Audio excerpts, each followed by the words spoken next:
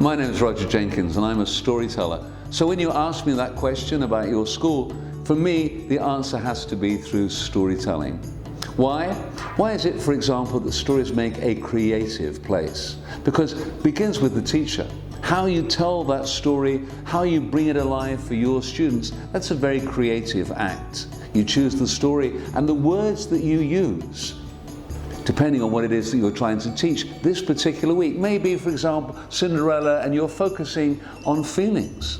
And so everything that you are talking about will be focusing on how she is feeling at different points of the story. Next week, you've moved on and you're focusing on prepositions. And so it's all about how near she is, how far she is going beyond and above and below, whatever it is for the story. Same story, but you choose your words differently to suit your purpose. And the way that you make it age appropriate, and whether you use visual aids or actions or whatever, dramatize, these are the creative choices that you will make. And it's not just ending there, because the response that you invite from your class can also be very creative. How you get them to respond and share their feelings, their thoughts about the story. As I walked along a corridor just now, there was a big poster on one of the boards outside a room talking about maths on the farm. That could easily become maths in the Three Little Pigs. And you have the pictures of the three houses, and we could count the number of windows or doors. We could count the number of bricks in the third pig's house, the number of straws in the younger pig's house, how many, which is more, or what is the difference between the number of bricks and the number of straws. You can find a way to use the story to teach whatever it is that you want to focus on.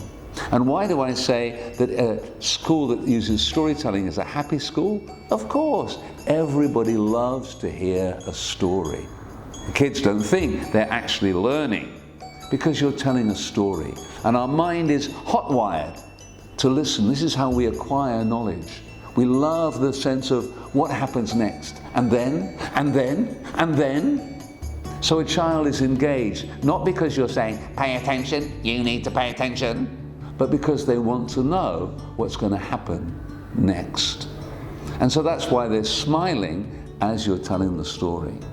And of course, because they're paying attention, because you demand that they participate, because you said to this group over here, whenever I say the word king, I want you to go, Your Majesty. And whenever I say to this group here, tapestry, I want you to go, wow, it's so real. And this group over here, whenever I mention the cow, they have to go, moo. So the kids are being really, really attentive.